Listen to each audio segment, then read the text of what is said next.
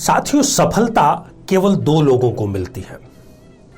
पहले वो लोग जो सही अवसर को पहचान करके उस अवसर को भुनाने का कार्य कर लेते हैं, और दूसरे इनसे भी अधिक मेहनती और इनसे भी अधिक दार्शनिक और इनसे भी अधिक दूरदर्शी वो लोग जो मौकों को स्वयं पैदा करते हैं, वो मौकों के मोहताज नहीं होते। मेरे बहुत ही प्रिय और बेहद सम्मानित साथियों, हृदय की असीम गहराइयों से अभिनंदन, बहुत बहुत हार्दिक स्वागत। साथियों, आज चर्चा करेंगे ऐसे जातक या जातिकाओं के बारे में जिनका जन्म अंग्रेजी के अर्थात ग्रेगोरियन कैलेंडर जो है उसके 5वें माह अर्थात मई माह में हुआ है। बहुत बड़ी संख्या में इस प्रकार के कमेंट हमें मिलते हैं कि आचार्य जी, मुझे अपनी डेट को लेकर के कंफ्यूजन है, मुझे अपने जन्म समय को लेकर के कंफ्यूजन है। हाँ, इतना जरूर मुझे पता है कि मेरा जन्म मई माह में हुआ है। तो यदि मई माह में आपका जन्म हुआ है तो यहां पर दो बातें बिल्कुल कॉमन हैं।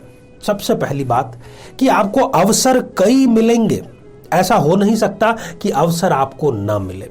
और दूसरी बात कि आपके जीवन में, आपकी जीवन शैली में शुक्र ग्रह जो कि सुख का, वैभव का, ऐश्वर्य का, शौक का, इन सब का प्रतीक है, उसका जबरदस्त प्रभाव होता है। और बहुत ही और शायद सबसे महत्वपूर्ण बात कि कौन से वो 7 कार्य क्षेत्र हैं, जी हां 7, जिनमें से किसी एक का यदि आप चयन करते हैं अपनी रुचि के अनुसार तो आपको शिखर पर पहुंचने में, करियर में आपके शिखर पर जाने में दुनिया की कोई भी ताकत रोक नहीं सकती।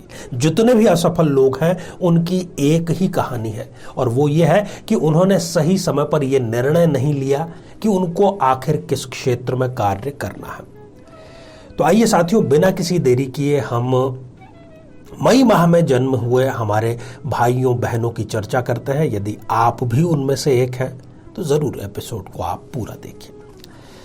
मई माह में, जैसा कि अभी पहले भी हमने बतलाया, कि शुक्र देव का प्रभाव जबरदस्त रहता है। शुक्र वैभव का कारक है। शुक्र प्रेम संबंधों का, प्रेम की अनुभूति का, प्रेम की समझ का, प्रेम के रसास्वादन का कारक है। शुक्र सुंदरता का कारक है, सुंदरता की समझ का कारक है, सुंदरता को डिफाइन करने का वो कारक है। शुक्र प्रधान जो व्यक्ति होता है वो यात्रा पसंद होता है, नियमित रूप से उसके जीवन का एक सुनिश्चित हिस्सा वो यात्रा में अवश्य व्यतीत करता है।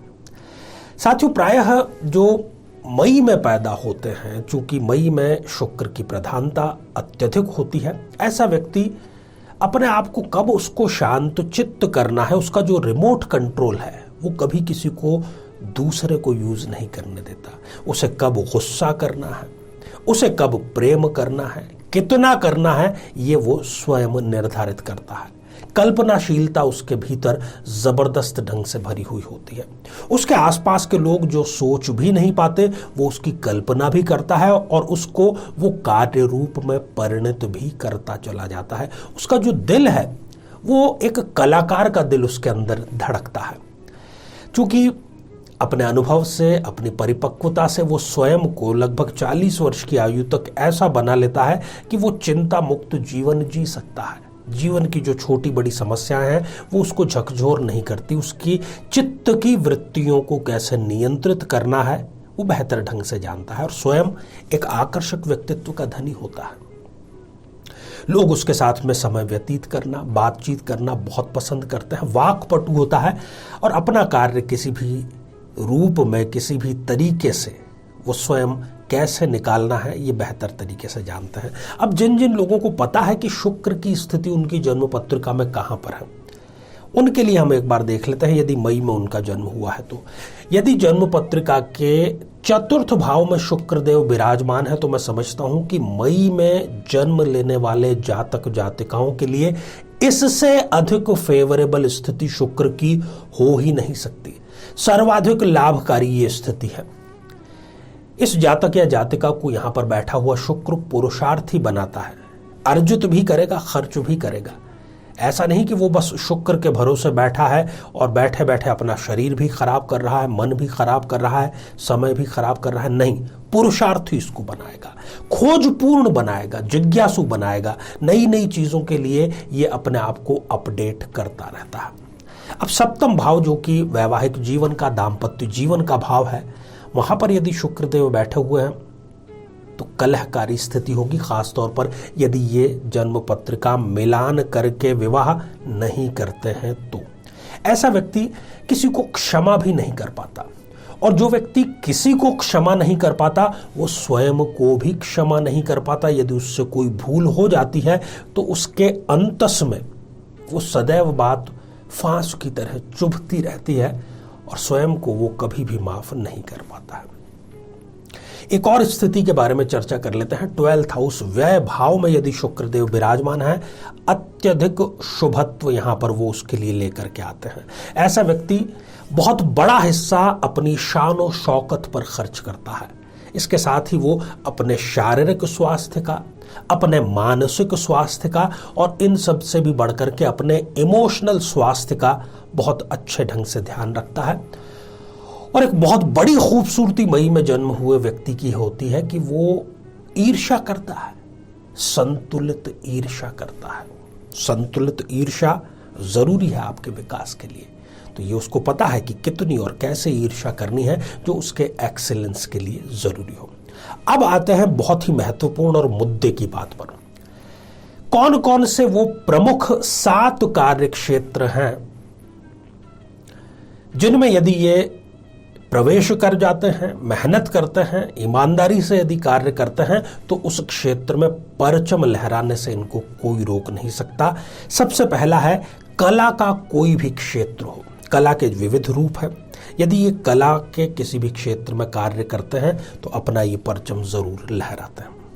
दूसरा क्षेत्र है कला से ही जुड़ा हुआ है, पर वो अपने आप में एक विशिष्ट और एक समग्र कला है, और वो है सिनेमा या टेलीविजन।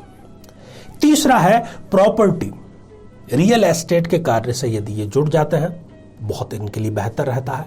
अगला है इंजीनियरिंग।